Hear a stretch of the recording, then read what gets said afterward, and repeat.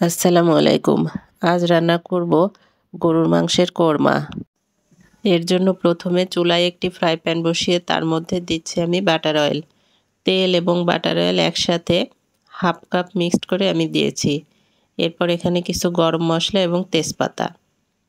মশলাগুলি একটু গরম হলেই এর মধ্যে দিব পেঁয়াজ।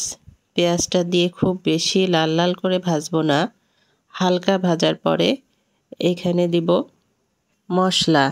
মশলার মধ্যে এখানে দেব আমি 2 টেবিল চামচ আদা রসুন বাটা। আদা রসুন বাটাটা দিয়ে একটু কষিয়ে নেওয়ার পর এরপর দিব কাঁচামরিচ। এটা যেহেতু আমার গরুর মাংসের কোরমা, শুকনো মরিচটা একটু কম দিব, কাঁচামরিচটা একটু বেশি হবে।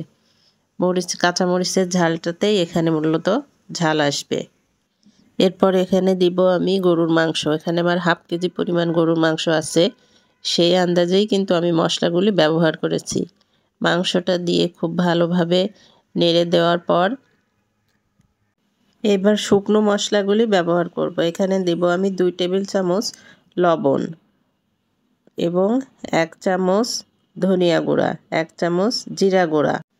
1 কাপ পানি দিয়ে মাংসটা সিদ্ধ হওয়ার জন্য ঢাকা দিয়ে রান্না করব। কিছুক্ষণ রান্না করার পরে বাকি মশলা এখানে অ্যাড করতে হবে।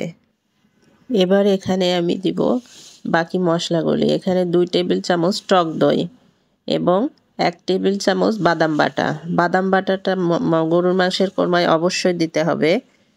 2টা আলু বোখারা এবং প্রত্যেকটা মশলা মাংসের সাথে খুব ভালোভাবে মিশিয়ে নিতে হবে। মিশিয়ে এটা ঢাকা দিয়ে রান্না করতে হবে আরও 20 মিনিট মতো। আজ আমার ভয়েসটা শুনতে আপনাদের একটু অসুবিধা হতে পারে, ঠান্ডা লেগেছে প্রচুর, ইগনোর করবেন প্লিজ। ঢাকা দিয়ে মাংসটা খুব ভালোভাবে কষিয়ে নিতে হবে। কষানো হয়ে গেলে এখানে দিতে হবে দুধ। এখানে আমি লিকুইড গরুর দুধ 1 কাপ পরিমাণ দিয়েছি। গরুর দুধটা দিয়ে খুব ভালোভাবে আর একটু কষিয়ে নিয়ে রান্নাটা শেষ করে নিতে হবে। শেষ পর্যায়ে এখানে দিব চিনি। যেহেতু এটা গরুর মাংসের কোরমা, এখানে অবশ্যই একটু মিষ্টি মিষ্টি ভাব হবে।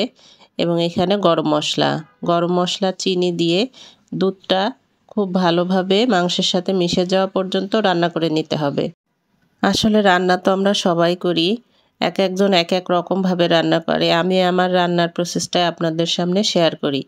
ভালো লাগলে আপনারা ট্রাই করে দেখবেন। আশা করি আপনারা নিরাশ হবেন না। রান্নার পদ্ধতিটা এক একজনের এক এক রকম। লাস্ট পর্যায়ে আমি এখানে পেঁয়াজের বেরেস্তা দিয়ে গরুর মাংসটা নামিয়ে নিয়েছিলাম এবং শেষে কাঁচামরিচ।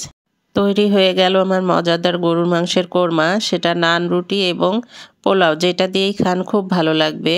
ভালো লাগলে লাইক, কমেন্ট, শেয়ার করে পাশে থাকবেন। আল্লাহ হাফেজ।